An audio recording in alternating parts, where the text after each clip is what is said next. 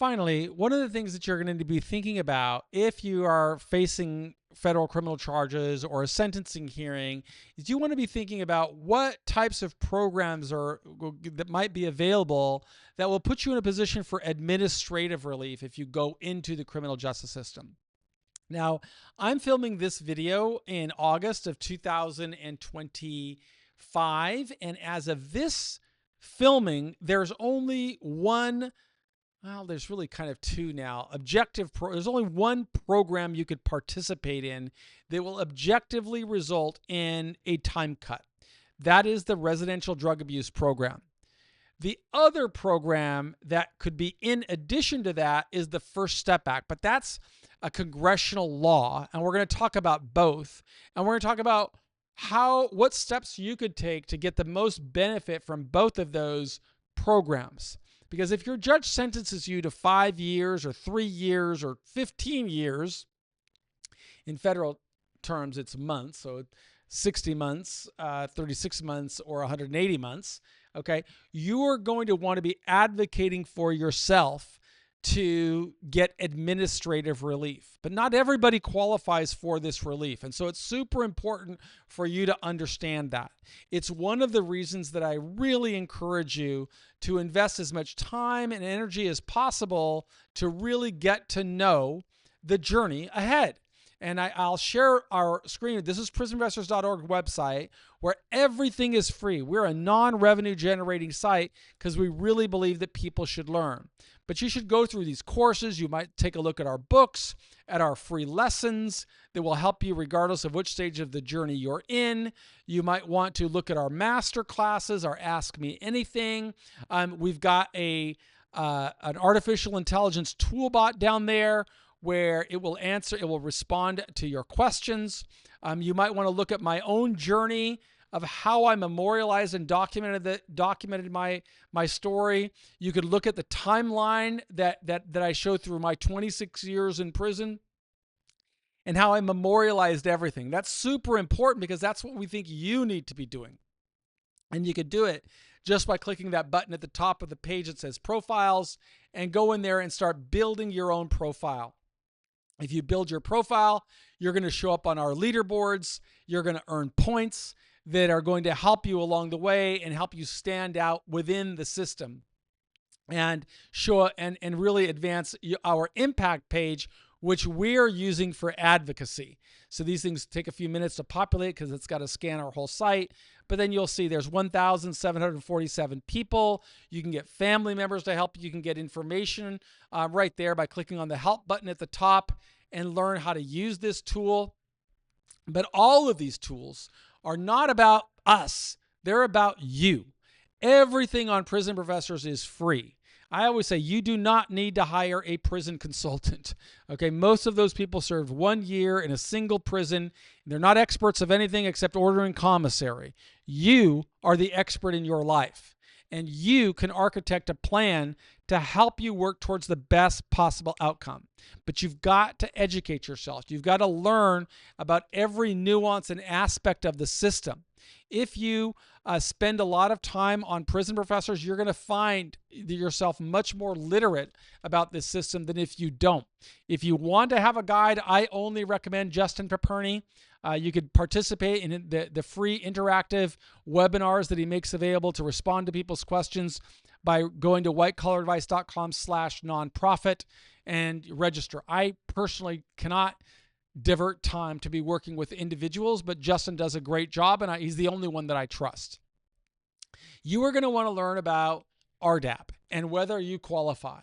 To qualify for RDAP requires some very specific self-reporting that shows that you qualified under the DSM-5, I think it is, meaning you abused alcohol or substances within 12 months from the date of your arrest or the date of the current charge. So you want to have that well documented in your pre-sentence investigation report. Otherwise, you're going to face severe challenges in the Bureau of Prisons being able to qualify. And that program is really important if you need it because it could advance your release date by a year.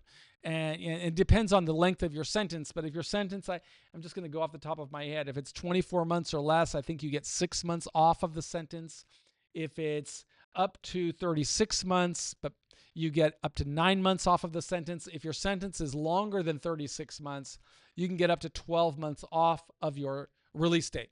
So that's a very big deal. But a lot of people make the mistake of thinking they don't want to reveal their substance abuse challenges during the probation report for the PSR, and as a result, they don't qualify. So I would really encourage you, document everything, learn everything that you can, and make sure that you qualify if in fact you do qualify. The other program is a law. It's called the First Step Act, which offers these concepts called earned time credits. Now, to get the earned time credits, you have to go through first of all, you have to have an offense that qualifies. There are certain disqualifying offenses. You could find out whether your offense is a qualifying offense or a disqualifying offense just on our website. You could just go to the artificial intelligence bot, or you could just go to the BOP's website. I'll just show you how to get there. You go here to Google, www.bop.gov. You can go right here to inmates, go to the First Step Act, and just scroll down here until you see the disqualifying offenses. They're listed throughout this site in various pages. I think right here on the overview, you will see information on its purpose, and then you will find whether these are the disqualifying offenses right here. So you just click on that button and just scroll through there and see if your statute is a disqualifying offense. If it's not a disqualifying offense, that means you could earn credits toward completion of your sentence by accomplishing certain goals, such as one, you first of all have to complete the risk assessment tool. And that's a pretty simple thing to do. As soon as you get to prison, you'll see on the computer, you want to go through these surveys, and they'll have to assess you as either being minimum or low on your risk of recidivating. If you're minimum or low, then you can participate in either evidence-based programs or promising programs. We have a program called Preparing for Success After Prison, which I would encourage you to start doing right now. And that program will qualify for First Step Act credits if you enroll appropriately once you're in the Bureau of Prisons. And those credits during the first 6 months of your sentence, you will get 10 days off of your sentence, which is significant, right? And if after 6 months, you'll have another team meeting and another assessment. And from that point going forward, you will get 15 days off your sentence. Now, the cool thing is you stack all of these things together. So you can get 15 days from First Step Act programs. You can get roughly another 5 days, I think. Is it 5 days? It's 15%. Yeah. So I think it's 5 more days or so in statutory good time. So in theory, you can get up to 20 days off of your sentence, but only 1 year of that comes off of the sentence. There's a maximum of 1 year. After that, you continue to accumulate, and that will allow you to transition from prison to home confinement. So there's some complexities there. The bottom line is you should learn about that. You could ask questions on our AI. You could go to Justin's free webinar and learn more about that. But when you take a sentence of, say, 60 months, and you take the benefit of RDAP, the benefit of First Step Act credits, the benefit of statutory good time, it's conceivable that you could get out of prison in about 20 months, maybe 19 months. So it makes a lot of sense for you to do everything within your power to learn about these tools. But even if you have a disqualifying offense, it still makes a lot of sense for you to build a profile so you could advocate for other types of relief, because there's other types of relief that are within the purview of the Bureau of Prisons. Certainly that's work that I do to advocate for change all of the time. And I do that because this is like a ministry for me. I give everything away for free on prisonprofessors.org because I want you to get the resources you have. And I just want to dispel the notion that you ever would need to hire a prison consultant. You don't. You can learn yourself. You need to educate yourself and become the CEO of your life to get through it the soonest possible time. That's the strategy that worked for me. And I would never ask anybody to do anything that I didn't do. So please use the free resources at prisonprofessors.org and start building a pathway that'll get you the highest level of liberty at the soonest possible time. You want to make sure that your PSR is ready, that your mitigation strategy is comprehensive and ongoing, and that you're documenting everything by building your profile on prisonprofessors.org. And that way I could use your profile to advocate for more pathways for people to earn freedom through merit.